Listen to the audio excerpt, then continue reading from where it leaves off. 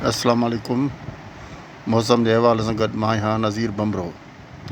अॼु असां तव्हांखे ॿुधाईंदासीं सिंध जी मौसम जो अहवालु, मानसून जूं तेज़ तरीन बरसातूं ऐं उन्हनि जे सिस्टम जी तयारी।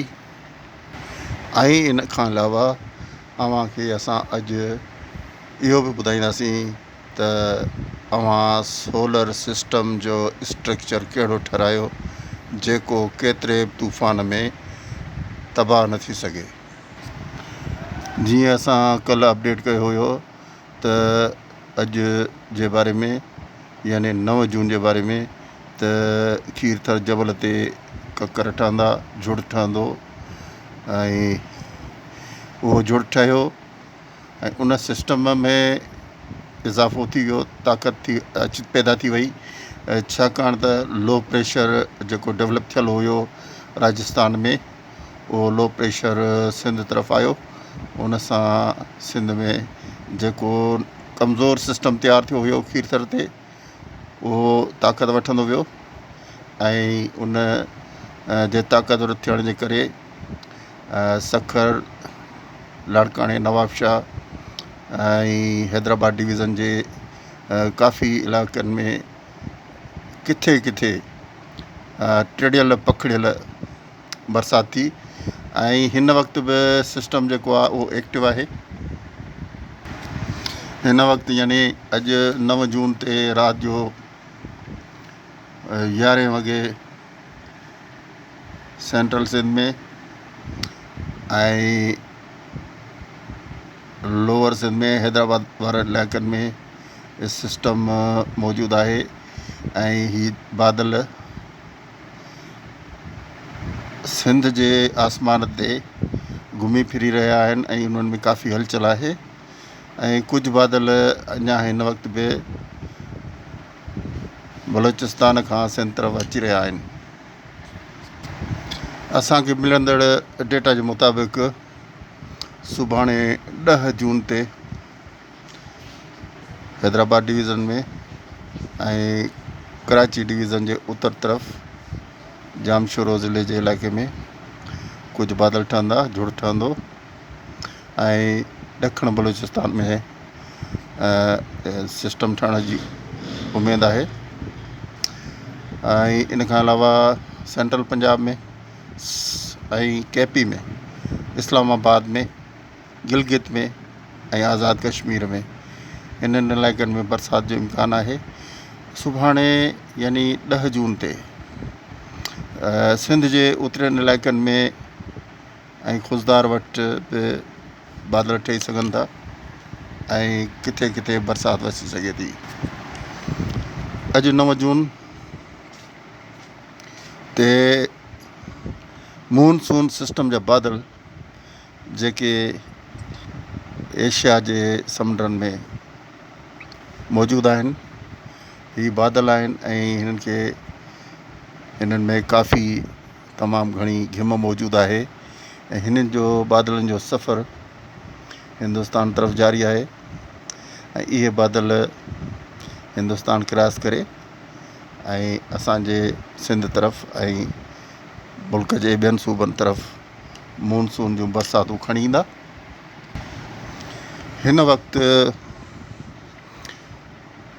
हिंदुस्तान जे सूबे महाराष्ट्र यानी मुंबई वारे इलाइक़े में तमामु वॾो सिस्टम हिकिड़ो मौजूदु आहे।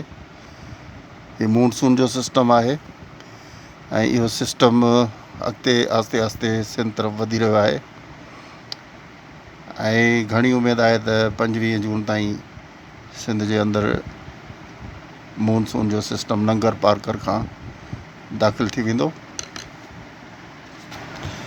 हाणे असां तव्हांखे ॿुधाईंदासीं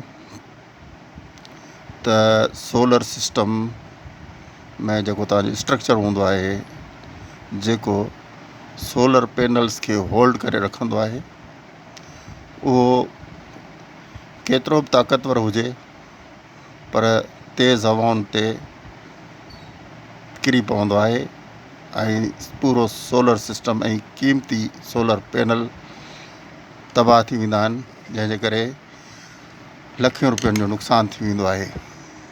उन जे लाइ असां हिकिड़ो ख़ासि प्रोग्राम करे अव्हांखे इहो ॿुधाईंदासीं त अव्हांखे कहिड़े क़िस्म जो स्ट्रक्चर ठाहिणु खपे ऐं असां अहिड़ो स्ट्रक्चर असां अव्हांखे ॿुधाईंदासीं त जेको तव्हां ठाहींदो त उन खां पोइ कहिड़े बि क़िस्म जो तूफ़ान अचे 100 किलोमीटर फ़ी कलाक जी रफ़्तार जो हुजे या उन खां कुझु वधीक हुजे, पर अव्हांजो सोलर सिस्टम तूफ़ानी हवाउनि जे ज़िद में अचण जे बावजूदि उनखे कुझु बि न थींदो ऐं अव्हांजो को नुक़सानु कोन थींदो। अव्हांजे कंहिं बि सोलर पैनल खे को लोॾो न ईंदो। असां इहो अव्हांखे ईंदड़ प्रोग्राम में ॿुधाईंदासीं। इहो असां प्रोग्राम इन जे करे कंदासीं त कुझु दोस्तनि ॿुधायो त जीअं असांजूं अपडेट्स जारी आहिनि, कलोकी अपडेट्स जे लाइ असां चयो हुयो त हवाऊं तेज़ तरीन हलंदियूं ऐं तूफ़ान अचण जो ख़तरो आहे, पर उहो तूफ़ान महदूद थी वियो ऐं उन जी ताक़त बि घटि थी वई ऐं सांगड़ ज़िले ताईं, हैदराबाद ज़िले ताईं ऐं मीरपुर ज़िले ताईं महदूद रहियो।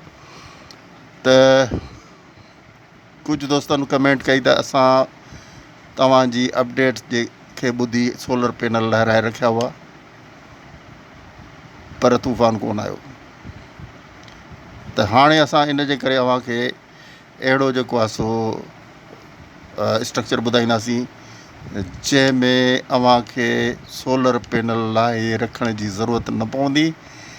तूफ़ान खे केतिरी बि ताक़त हुजे, जेके तेज़ तरीन तूफ़ान ईंदा आहिनि उन्हनि में सोलर पैनल तबाह थी वेंदा आहिनि, पर असां जेका डिज़ाइन अव्हांखे ॿुधाईंदासीं उन में अव्हांजे सोलर पैनल्स खे को क्रैक न ईंदो, कुझु बि न थींदो, को नुक़सानु न थींदो जेसि ताईं उन ते हिकु पाउ जो या अधु पाउ जो ॻड़ो न किरे।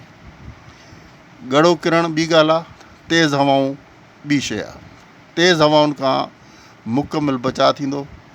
इहो इन लाइ असां नेक्स्ट प्रोग्राम कंदासीं। मुकमिल उन में असां तव्हांखे डिज़ाइन ॾेखारींदासीं त हिन डिज़ाइन जे तहत ठाहियो। इन खां अलावा हिकिड़ो ॿियो बि सिस्टम कयो आहे असांजे कुझु टेक्निकल माण्हुनि जेके असांजा सिंध में कमु कनि था, जेके मोबाइल सोलर सिस्टम यानी हिकिड़ी अहिड़ो स्ट्रक्चर ठाहिनि था जंहिंखे फोल्ड करे बंदि करे ऐं पंहिंजे जेका बि गाॾी आहे जे व्हील लॻल आहिनि उन्हनि ते फिट थियल आहे, उहो काहे वञी कंहिं बि शेल्टर में ऐं हाल में बंदि करे रखी सघनि था त जीअं चोरी बि न थींदो ऐं कंहिं बि तूफ़ानी हवाउनि खां उनखे नुक़सानु न पहुचंदो।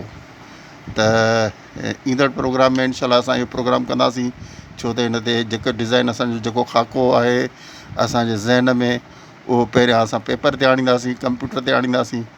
उन खां पोइ उहो अव्हांखे ॾेखारण जे लाइ पूरी वीडियो तयारु कई वेंदी ऐं अव्हांखे सम्झायो वेंदो त हिन क़िस्म जो तव्हां सिस्टम ठाहियो त हीउ सिस्टम जेको आहे सो अव्हांखे ॿिए इस्तेमाल में बि ईंदो ऐं सोलर पैनल्स खे होल्ड करे बि रखंदो।